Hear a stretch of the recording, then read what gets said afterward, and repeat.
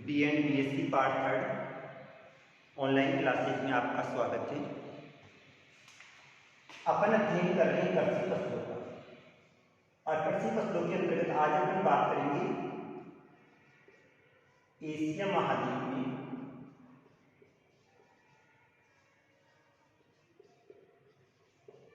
चाय यानी चाय के उत्पादन का अध्ययन करेंगे, चाय के वितरण का अध्ययन करेंगे और चाय की अनुकूलतम दशाओं का अध्ययन करेंगे। एशिया महाद्वीप में चाय की बात करें तो चाय एशिया महाद्वीप का मूल पौधा है। मूल पौधे का मतलब है चाय की जो उत्पत्ति हुई थी वो कहां पर हुई थी? एशिया महाद्वीप में ही हुई थी। और एशिया महाद्वीप की बात करें तो संपूर्ण विश्व की अधिकांश चाय का उत्पादन कहां पर किया जाता है? एशिया महाद्वीप में किया जाता है। इससे चाय में टेनिन की मात्रा होती है, जैसे कॉफी में कैफीन की मात्रा होती है, वैसे चाय में किसकी मात्रा पाई जाती है? टेनिन की मात्रा। सबसे पहले इसकी पत्तियों को तोड़ा जाता है क्योंकि ये वाला एक सदाबहार पौधा होता है। सदाबहार का मतलब कभी भी इसकी पत्तियां सूखती नहीं है और इसको पेय पदार्थ के रूप में काम में लिया जाता है। तो सबसे पहले इसकी पत्तियों को तोड़ के और तोड़ने के बाद में किण्वित किया जाता है, यानी पत्तियों को तोड़ के छाया वाले स्थान पे पहले सुखाते हैं, फिर बाद में दबा के और फिर इससे काली चाय का उत्पादन किया जाता है। अगर पत्तियों को सुखाकर फिर बाद में चाय का उत्पादन किया जाता है, जब तो कौन सी चाय का उत्पादन होता है? हरी चाय का उत्पादन। लेकिन अगर पत्तियों को किण्वन प्रक्रिया के द्वारा तैयार करके और बाद में अगर उत्पादन किया जाता है तो उसके द्वारा कौन सी? काली चाय का उत्पादन होता है। अब चाय उत्पादन के हेतु अगर भौगोलिक दशाओं का अध्ययन करें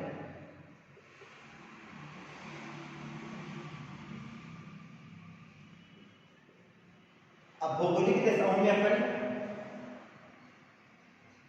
तापमान का अध्ययन करते हैं, वर्षा,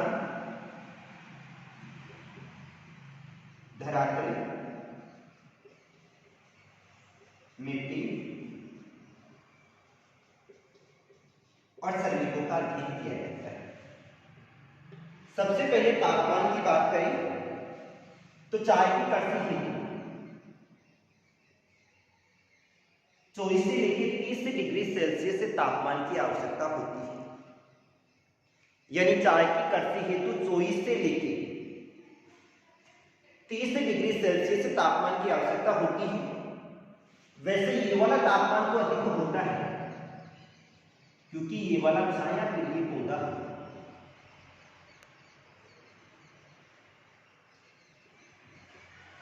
अगर इसको छाया अधिक प्राप्त होगी तो पत्तियों का विकास अधिक होता है और इसकी पत्तियां ही काम में आती हैं। तो तापमान कितना चाहिए? 24 से लेकर 30 डिग्री सेल्सियस से तापमान चाहिए, अर्थात इसके लिए गर्म जलवायु की आवश्यकता होती है। लेकिन ये वाला कैसा है? छाया प्रिय पौधा। इसके बाद में आती है वर्षा। वर्षा की बात करें तो चाय एक सदाबहार पौधा है। सदाबहार का मतलब होता है हरा भरा रहता है, पत्तियां कभी भी गिरती नहीं है। और सदाबहार पौधा होने के कारण से इसके पौधे के विकास हेतु 150 से 250 सेंटीमीटर वर्षा की आवश्यकता होती है। इसकी अधिकांश कृषि पर्वतीय ढालों पर की जाती है, अतः इसके लिए वर्षा ही आवश्यक होती है। सिंचाई का प्रयोग कम से कम किया जाता है। इसमें सिंचाई केवल पहाड़ी ढालों पर की जाती है। पहाड़ी ढालों के अलावा ये वाला केवल किस पे निर्भर होता है? वर्षा पे रहता है। और जितनी आर्द्रता अधिक होगी पौधे का विकास उतना ही क्या होता है? अधिक होता है। क्योंकि सदाबहार पौधे जो होते हैं उनके लिए 200 सेंटीमीटर से अधिक वर्षा की आवश्यकता होती है। उस क्षेत्र में पर्याप्त मात्रा में नमी होनी चाहिए और जब उस क्षेत्र में पर्याप्त मात्रा में नमी होगी तो ही पौधे का विकास होगा, नहीं तो पौधे का विकास नहीं होगा। इसके बाद में आता है धरातल। ये सबसे महत्वपूर्ण है। चाय के पौधे हेतु ढालदार धरातल की आवश्यकता होती है। कौन सा धरातल चाहिए? ढलान वाला धरातल चाहिए। बिल्कुल समतल धरातल की आवश्यकता नहीं होती है। बिल्कुल धरातल कैसा होना चाहिए? ढालदार धरातल की आवश्यकता होती है, क्योंकि चाय के पौधे के विकास हेतु अगर जड़ों में पानी भर गया तो उसकी जड़ों में गलन रोग लग जाता है और उसके बाद से उसकी जड़ें गलने लग जाती है। और जब पौधे की जड़ें गलने लग जाएगी तो पौधे का विकास क्या हो जाता है? अवरुद्ध हो जाता है। अतः चाय की कृषि हेतु ढालयुक्त धरातल की आवश्यकता होती है। और जब ढालयुक्त धरातल होगा तो पानी नीचे की ओर चला जाएगा, तो पौधों की जड़ों में कभी भी पानी इकट्ठा नहीं होना चाहिए। इसी कारण से अधिकांशतः चाय की जो कृषि है वो पहाड़ी ढालों वाले क्षेत्रों में की जाती है। भारत के असम हुआ, पश्चिमी बंगाल हुआ, इन क्षेत्रों के पर्वतीय ढाल वाले क्षेत्रों में चाय की कृषि अधिक की जाती है। इसके बाद में आती है मिट्टी। चाय की कृषि चिकनी दोमट मिट्टी की आवश्यकता होती है। अर्थात चाय की कृषि हेतु इस प्रकार की मिट्टी की आवश्यकता होती है ताकि उस मिट्टी में आर्द्रता भी हो, यानी क्या रहनी चाहिए? नमी भी होनी चाहिए। नमी के साथ में पर्याप्त मात्रा में ह्यूमस की क्रिया भी होनी चाहिए और पर्याप्त खाद भी होना चाहिए, क्योंकि इसका जो एक बार पौधे को बो दिया जाता है उसके बाद में 10 से 12 वर्षों तक इसके द्वारा उत्पादन लिया जा सकता है। अतः चाय की कृषि हेतु चिकनी दोमट मिट्टी की आवश्यकता होती है। एक चीज और पाई जाती है, इसका जो पौधा होता है उसके समय समय पर कटाई भी की जाती है, क्योंकि झाड़ीनुमा पौधा होता है और जब इसकी कटाई करते हैं तो कटाई के द्वारा पत्तियां उतनी ही अधिक मात्रा में आती है। और दूसरा, जब इसकी पौधे को यानी नीचा रखा जाता है तो श्रमिक इसकी पत्तियां आसानी से तोड़ सकते हैं। अतः इसकी पत्तियों को आसानी से तोड़ने हेतु पौधा लगभग 1-1.5 मीटर तक की ऊंचाई का ही रखा जाता है, उससे अधिक इसकी ऊंचाई नहीं रखी जाती है। तो यानी जितनी दोमट मिट्टी की आवश्यकता होती है जिसमें पर्याप्त मात्रा में आर्द्रता भी होनी चाहिए, ह्यूमस की क्रिया भी होनी चाहिए और पर्याप्त मात्रा में खाद भी होना चाहिए। इसके बाद में आता है सरमिट। सरमिट की बात करें तो चाय का के पौधे में मशीनों का प्रयोग न के बराबर होता है। पहले सबसे पहले पौधे को बोते हैं। बोने के बाद में जब पौधा वृद्धि करता है तो समय समय पे इसकी कटाई की जाती है और फिर पत्तियां चुनी जाती है। चुनने के बाद में किण्वित की जाती है और फिर बाद में उसके द्वारा चाय तैयार की जाती है। इसके लिए अत्यधिक मात्रा में श्रमिकों की आवश्यकता होती है और श्रमिक भी कौन से चाहिए? महिला श्रमिकों की आवश्यकता होती है। और भारत का अध्ययन करें तो असम वाले क्षेत्र में, पश्चिमी बंगाल वाले क्षेत्र में, तमिलनाडु में, केरल में और कर्नाटक में, इन क्षेत्रों में चाय का उत्पादन अधिक किया जाता है। वैसे चीन में भी चाय का उत्पादन अधिक किया जाता है, जेसवाल वैसे और यामतिस्किया मैली की घाटी।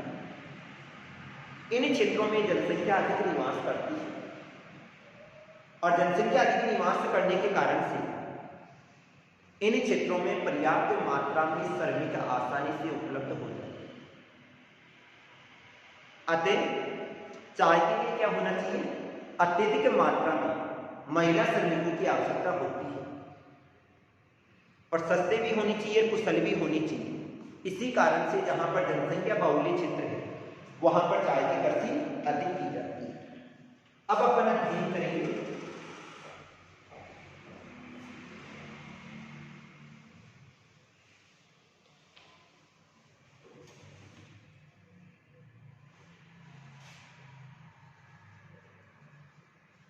चाय उत्पादक है। यानी एशिया महाद्वीप के चाय उत्पादक क्षेत्रों का अध्ययन करें तो विश्व की 90% जो चाय है वो अकेले कहां उत्पादित की जाती है? एशिया महाद्वीप में की जाती है। विश्व की 90% चाय का उत्पादन है वो कहां पर किया जाता है? एशिया महाद्वीप में किया जाता है। बाकी जो 10% चाय है उत्तरी अमेरिका, दक्षिणी अमेरिका, यूरोप, अफ्रीका, इन क्षेत्रों में उत्पादित की जाती है। यानी संपूर्ण विश्व में एशिया महाद्वीप को उत्तराधिकार प्राप्त है। और इस एशिया महाद्वीप का भी अध्ययन करें तो संपूर्ण एशिया महाद्वीप की 71% जो चाय है वो दक्षिणी और दक्षिणी पूर्वी क्षेत्रों में उत्पादित की जाती है। यानी एशिया महाद्वीप की 71% जो चाय है वो एशिया महाद्वीप के दक्षिणी और दक्षिणी पूर्वी पर्वतीय क्षेत्रों में की जाती है। और इसमें कौन कौन से क्षेत्र आ जाते हैं? भारत आ जाएगा, चीन, श्रीलंका,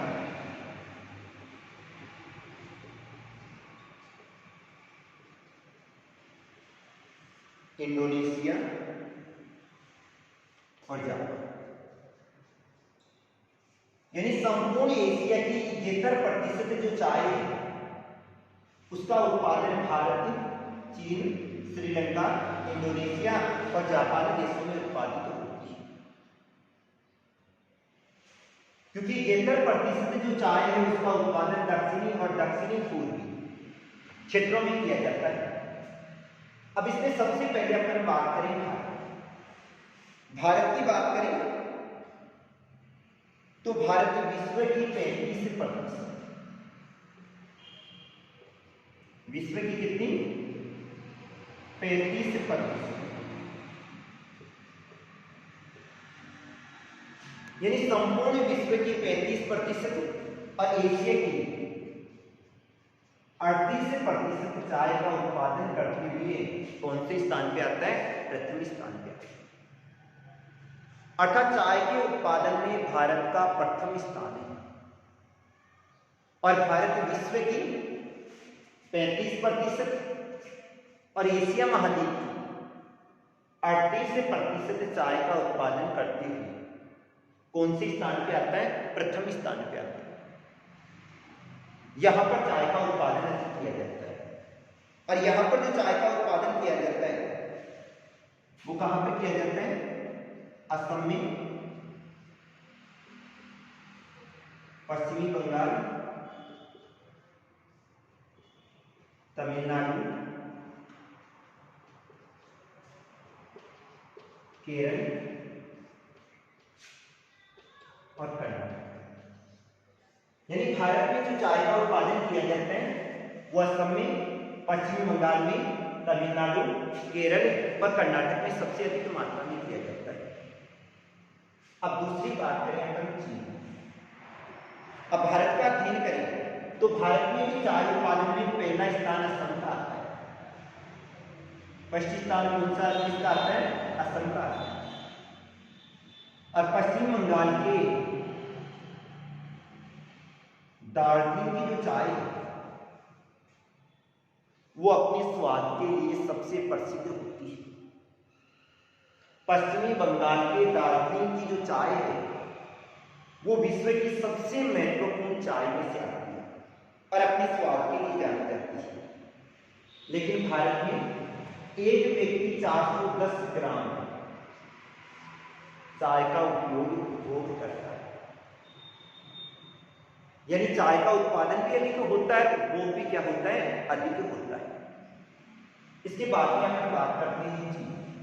चीन की बात करें तो चीन को चाय की जन्मभूमि माना जाता है। अर्थात चाय का जो जन्म हुआ था वो कहां पर हुआ था? चीन में हुआ था। और चीन संपूर्ण विश्व की 21% चाय का उत्पादन करता है। संपूर्ण विश्व की बात करें तो संपूर्ण विश्व की 30% चाय का जो उत्पादन होता है वो कहां पर होता है? चीन में होता है। और इसके उत्पादक क्षेत्रों की अगर अपन बात करें तो इसके जो उत्पादक क्षेत्र है वो यांगत्से नदी की घाटी है,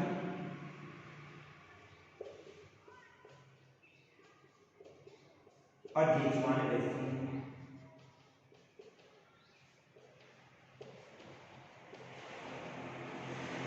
चीन विश्व की 30% चाय का उत्पादन करता है और यांगत्से नदी की घाटी और जेचुआन वैसी में यहां पर चाय की कृषि की जाती है। इसके बाद में आता है श्रीलंका। श्रीलंका का एशिया महाद्वीप में चाय उत्पादन में तीसरा स्थान है। दूसरा किसका आ जाएगा? चीन का, और तीसरा किसका आ जाता है? श्रीलंका का। यहां पर केवल 14% चाय का उत्पादन करता है। श्रीलंका में केवल 14% चाय का उत्पादन होता है। लेकिन अगर निर्यात की बात करें तो संपूर्ण विश्व में श्रीलंका का प्रथम स्थान आता है, क्योंकि श्रीलंका चाय का निर्यात क्या करता है? अधिक करता है। और यहाँ पर चाय की पैदावार भी अधिक होती है। यहाँ पर चाय की जो पैदावार है 450 किलोग्राम प्रति हेक्टेयर। एक हेक्टेयर में 450 किलोग्राम चाय का उत्पादन होता है। और यहाँ पर जो चाय की कृषि है वो मध्यवर्ती क्षेत्र में की जाती है और पठारी क्षेत्रों में अधिक की जाती है। यहाँ चाय के उत्पादन हेतु जलवायु भी अनुकूल पाई जाती है, उपजाऊ भूमि भी पाई जाती है और श्रमिक भी उपलब्ध हो जाती है। अतः यहाँ पर चाय का अधिकांश चाय का क्या किया जाता है? निर्यात किया जाता है। इसके बाद में आता है इंडोनेशिया। इंडोनेशिया का वैसे तो चौथा स्थान आता है, एशिया महाद्वीप में चौथा स्थान आता है और विश्व में छठा स्थान आता है। यहां पर सुमात्रा और जावा दोनों के दोनों द्वीप है। सुमात्रा और जावा द्वीपों में चाय की कृषि अधिक की जाती है। इन क्षेत्रों में अत्यधिक वर्षा भी होती है, आर्द्रता भी अधिक पाई जाती है और इस कारण से यहाँ पर चाय की कृषि क्या की जाती है? अधिक की जाती है। यहाँ विश्व की केवल 5.6% चाय का उत्पादन किया जाता है। कितने प्रतिशत है? 5.6% ही चाय का उत्पादन किया जाता है। और इसके बाद में आता है जापान। जापान में केवल 3.1% चाय का उत्पादन किया जाता है। लेकिन यहां पर जो पहाड़ी ढाल है उन पर सीढ़ीनुमा खेतों का विकास किया जाता है और सीढ़ीनुमा खेतों का विकास करने के कारण से यहां पर चाय के उत्पादन हेतु अनुकूलतम दशाएं अधिक पाई। यहां के मुख्य क्षेत्र कौन से हैं? होन्शु है, नगोया है, किन्की है। इन क्षेत्रों में चाय की कृषि अधिक की जाती है।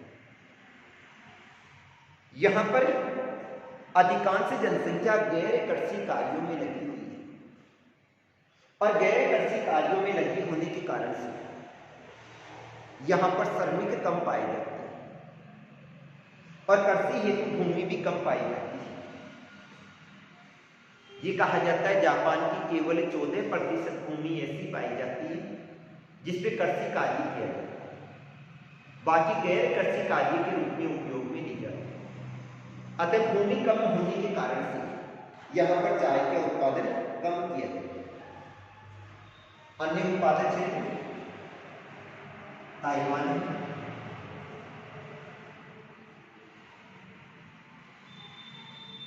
Taiwan, Thailand, Vietnam,